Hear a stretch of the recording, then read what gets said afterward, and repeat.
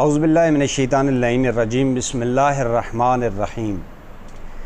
अल्लाह ताला की ज़ात ने इंसान को जो बेहतरीन अमल दिया है वो अमल दुआ है। दुआ इंसान को मज़बूत बनाती है।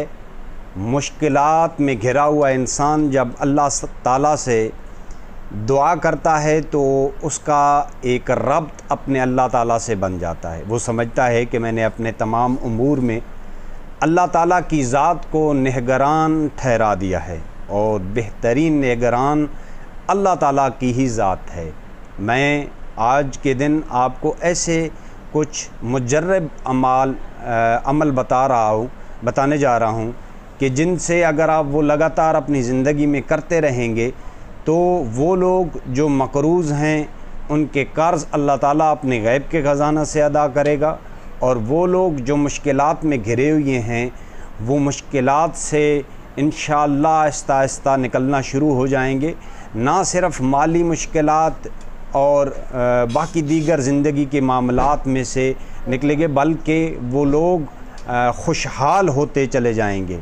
तो वो ऐसे कौन से आमाल हैं कि जिनके करने से इंसान ना सिर्फ़ माली मुश्किलात से निकल सकता है, कर्ज़ की अदायगी की मुश्किलात में से निकल सकता है और दीगर जितने भी इंसानी मुश्किलात हैं उनमें से इंसान ये आमाल करते हुए निकल सकता है। मुख्तसर सी वीडियो है, आप लोग ये मेरी वीडियो बग़ौर देखेंगे ताकि वो लोग कि जो लोग कर्ज़ में मुब्तला हैं, माली मुश्किलात में मुब्तला हैं, जिनका रोज़गार नहीं है या जो भी मुश्किल है, ये जो अमल हैं चार, ये अमल इंसान की हर मुश्किल को आसान करते हैं।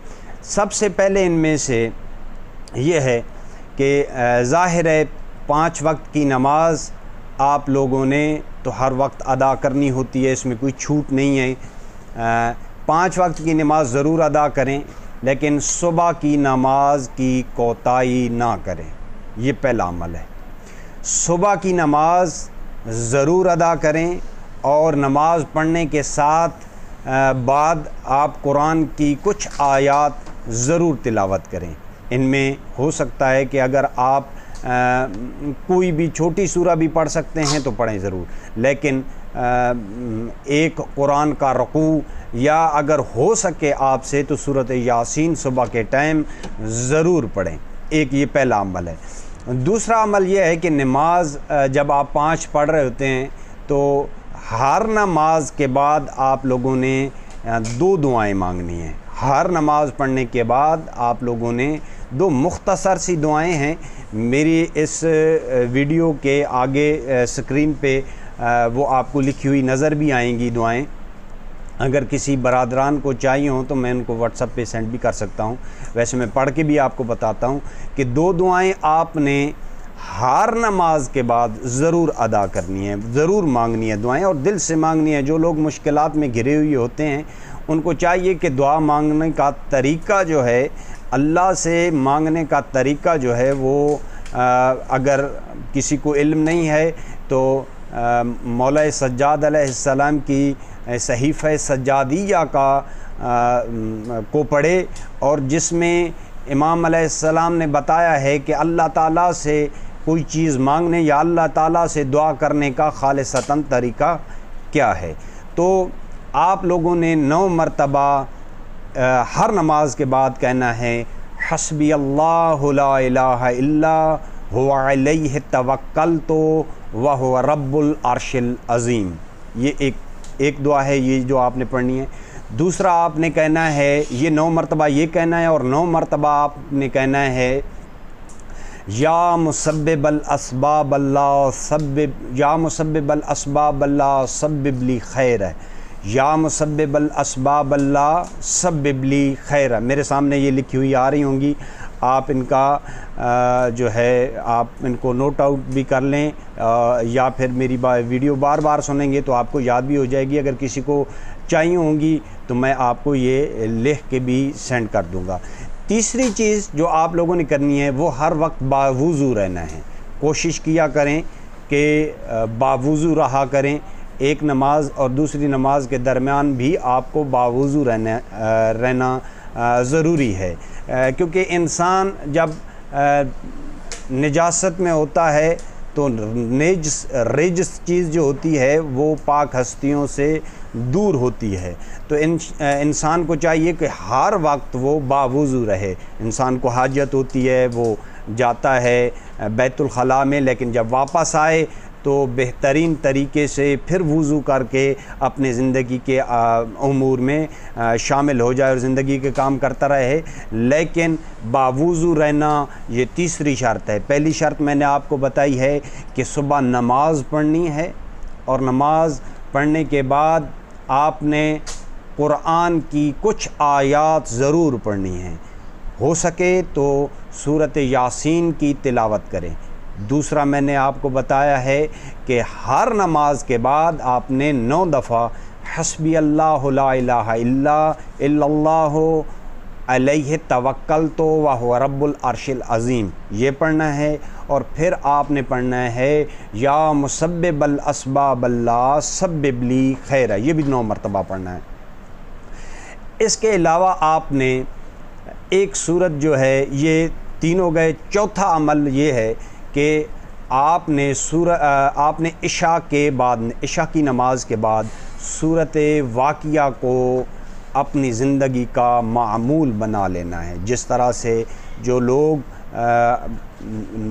नमाज पंजगाना वाजिब तरीके से रोज़ाना अदा करते हैं, तो इसी तरीके से अगर आप लोग नमाज इशा के बाद सूरत वाक़िया की तिलावत करना शुरू कर दें तो मैं समझता हूँ कि ना सिर्फ़ माली मुश्किलात हल होंगी, बल्कि दीगर इंसान की जितनी भी मुश्किलात हैं वो हल होना शुरू हो जाएंगी। और ये 3, और इसमें कोई ब्रेक ना आए, यानी आंधी हो, तूफ़ान हो, आप जहाँ भी मौजूद हैं नमाज तो आपने पढ़नी है। आजकल एंड्रॉयड मोबाइल का ज़माना है। मोबाइल में आपने अगर कुरान रखा हुआ है, नहीं रखा हुआ जिन लोगों ने कुरान मोबाइल में, वो आज से ही मोबाइल कुरान की एप्लीकेशन डाउनलोड करें और कुरान को निकाल के वहाँ पे जहाँ भी आप मौजूद हैं वहाँ निकाल के आप लोग वो सूरत वाक़िया पढ़ सकते हैं। इसके अलावा जो लोग कुरान नहीं पढ़ सकते, मुझे याद है उनके लिए, वो लोग यूट्यूब से कुरान की तिलावत सुन सकते हैं। यानी कि नमाज सुबह की पढ़ने के बाद जिन लोगों को कुरान पढ़ना नहीं आता है वो सूरह यासीन कैसे पढ़ें, तो वो सूरह यासीन यूट्यूब से निकाल के उससे हैंड फ्री लगा के या मोबाइल कान के नज़दीक रख के और बग़ौर उस सूरह को सुन सकते हैं। इसी तरह नमाज इशा के बाद आप लोग सूरत वाक़िया जो है वो भी सुन सकते हैं। और जो लोग मकरूज़ हैं उनके लिए मैं एक और चीज़ ऐड कर रहा हूँ। ये 4 चीज़ें तो हो गई। 5वीं चीज़, जो लोग मकरूज़ हैं, ये तमाम जो पहले बातें बताई हैं, ये भी कर्ज़ सूरत वाक़िया ख़ास कर कर्ज़ उतारने में बहुत मुजर्रब अमल है और उलमा इसके बारे में ताकीद करते हैं। लेकिन अब जो चीज़ बताने जा रहा हूँ, ये नमाज इशा के बाद आपने 2 रकात नमाज़ पढ़नी है। ये 5वीं चीज़ है। नमाज इशा के बाद सादा 2 रकात नमाज़ पढ़नी है। जिस तरह से 2 रकात नमाज सुबह की पढ़ी जाती है, इसी तरीके से आपने 2 रकात नमाज़ पढ़नी है। 2 रकात नमाज़ पढ़ने के बाद आपने एक दुआ मांगनी है और दुआ पढ़नी है। वो दुआ आपके सामने पढ़ता हूँ और ये दुआ भी स्क्रीन में आप लोगों के सामने आ रही होगी। अगर फिर भी किसी को ज़रूरत हुई तो मेरी वीडियो के नीचे आप कमेंट करेंगे तो इंशाल्लाह मैं आपको वहाँ पे, या किसी पे कोई मोबाइल नंबर मुझे सेंड करेंगे तो मैं आपको व्हाट्सएप भी ये दुआएँ सेंड कर सकता हूँ। आपने 2 रकात नमाज खालिसतन कर्ज़ की अदायगी के लिए पढ़नी है नमाज इशा के बाद। और फिर आपने करना ये दुआ मांगनी है, या माजिदो या वाहिदो या करीमो या दाइमो अतवज्जहु इलैका बिमुहम्मदिन नबिय्यिका नबिय्यिर रहमा सल्लल्लाहु अलैहि व आलिहि या मुहम्मदो या रसूलल्लाह इन्नी तवज्जहु बिका इलल्लाह रब्बक व रब्बी व रब्ब कुल्ल शैइन अन तुसल्ली अला मुहम्मदिन व आल मुहम्मद व अहलल बैत व असअलुका नफ़हतन करीमतन मिन नफ़हातिका व फ़तहन यसीरन व रिज़्क़न वासिअन आलिम बिही शेसी व अक़ज़ी बिही दीनी व अस्तईनु बिही अला अली। ये अगर दुआ ये आपके सामने हमारी स्क्रीन पे आप लोगों के सामने आ रही होगी, और मैं कोशिश करूँगा कि अपनी वीडियो के नीचे भी इस चीज़ को, इन दुआओं को लिख दूँ, ताकि मेरे व्यूवर्स जो हैं आज की वीडियो से इस्तिफ़ादा हासिल करें, और ख़ास कर वो लोग जो मक़रूज़ हैं या वो लोग जो लोग बेरोज़गार हैं या रोज़गार का कोई सबब नहीं बन रहा, तो उनके लिए ये अगर 5 काम वो दिन में करते रहेंगे। मैं एक मरतबा फिर दोहरा देता हूँ ये 5 काम। एक, सुबह की नमाज लाजिम पढ़नी है। 5 वक्त की नमाज़ें तो पढ़नी ही पढ़नी है, हर मुसलमान पे वाजिब हैं, लेकिन सुबह की नमाज़ आप लोगों ने ताकीद के साथ पढ़नी है ये। और नमाज़ पढ़ने के बाद सूरत यासीन पढ़ें। अगर नहीं आती सूरत यासीन तो यूट्यूब वीडियो से सुन सकते हैं उसको। दूसरा, मैंने आपको कहा था कि बावुज़ू रहना है, हर वक्त बैतुल खला में जाएं, वापस आएँ तो फिर वुज़ू कर लें, कोई मुश्किल बात नहीं होती, फिर वुज़ू कर लें और अपनी ज़िंदगी के उमूर जिन कामों में आप लगी हुई हैं बेशक वो करते रहें। जब नमाज का टाइम हो तो फिर दोबारा वुज़ू करके नमाज में चले जाएँ। ये दूसरा काम हो गया। तीसरा काम, मैंने आपको कहा था कि 5 वक्त की नमाज के बाद आप लोगों ने 2 दुआएं पढ़नी हैं अल्लाह ताला के हुजूर, और 9 मरतबा पढ़नी है। हस्बी अल्लाह ला इलाहा इल्लल्लाह अलैहि तवक्कलतु व हुवा रब्बुल अर्शिल अज़ीम, एक ये पढ़नी है 9 मरतबा पढ़ना है। या मुसब्बिबल अस्बाब अल्लाह सब्बिब ली खैर है, ऐ असबाब पैदा करने वाले अल्लाह हमारे लिए असबाब खैर के असबाब पैदा फरमा। ये दुआ आपने पढ़नी है। ये दोनों दुआएं 9 मरतबा पढ़नी है। और फिर आप लोगों को कहा था कि सूरत वाक़िया जो है हर इशा की नमाज के बाद आपने लाज़िम करार देनी है।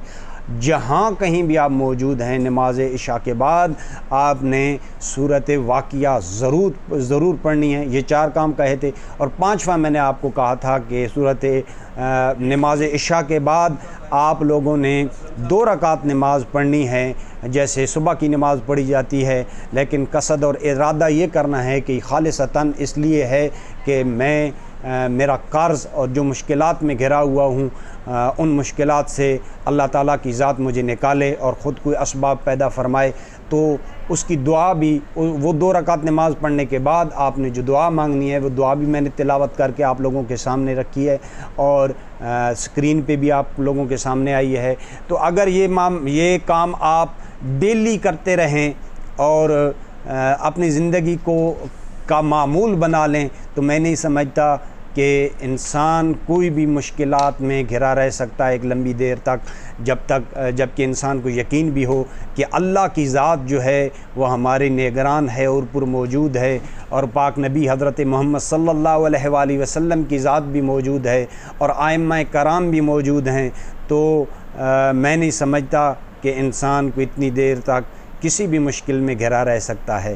तो मेरी वीडियोज़ को लाइक भी किया करें और सब्सक्राइब भी करें और शेयर भी करें, और ताकि मेरी आने वाली वीडियोज़ आप तक पहुंचती रहे। अगली वीडियो तक इजाज़त दीजिए। बहुत शुक्रिया। खुदा हाफ़िज़।